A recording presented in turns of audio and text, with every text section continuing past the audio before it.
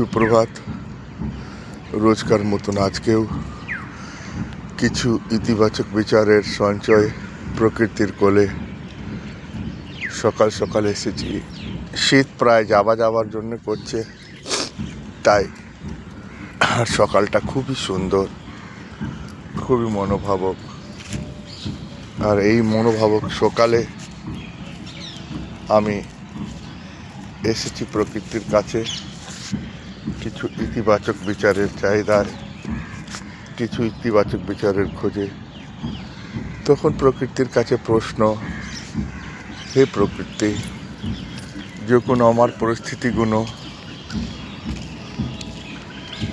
সঠিক নয়, তখন এই পরিস্থিতিতে আমি কিভাবে ইতিবাচক থাকি, কিভাবে ইতিবাচক থাকতে পারি। বললেন প্রকৃতি, একটুখানি ইতিবাচকতাটা খুবই কারগর হয়। ইভেন যে কোনো নেতিবাচক পরিস্থিতিতে একটি কথা মনে রাখবে, যেইভাবে একটি ঘর ভরা ঘন অন্ধকারকে দূর করার জন্যে দিয়ার একটি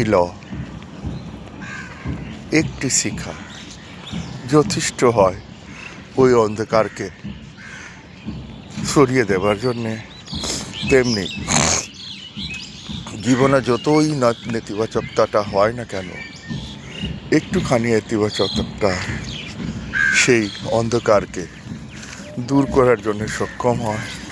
তাই বন্ধু, সবসময় নিজে বিচারের উপরে ধ্যান দিবে, কি ধরনের বিচার আপনার মাথায় আসছে। আর যখন আপনার মাথায় ইতিবাচক বিচারগুলো আসে, তাহলে সে আপনাকে নতুন ঊর্জা প্রদান করে, যেটা দিয়ে আপনি এগিয়ে যেতে সক্ষম হন। কিন্তু তার বিপরীতে নেতিবাচক বিচারগুলো আপনার ঊর্জাকে ক্ষয় করে। তাই সব থেকে বেশি দরকার হয় কি আপনি জাগরুক হয়ে এটি লক্ষ্য করুন যে আপনার মাথায় কী ধরনের বিচারগুলো আসছে, কী ধরনের বিচারগুলো জন্ম নিচ্ছে। তাই ইতিবাচক থাকার চেষ্টা করুন। জানি এটা কষ্টকর। আর রোজ এইভাবে ইতিবাচক বিচারের জন্য চ্যানেলকে লাইক আর সাবস্ক্রাইব করুন।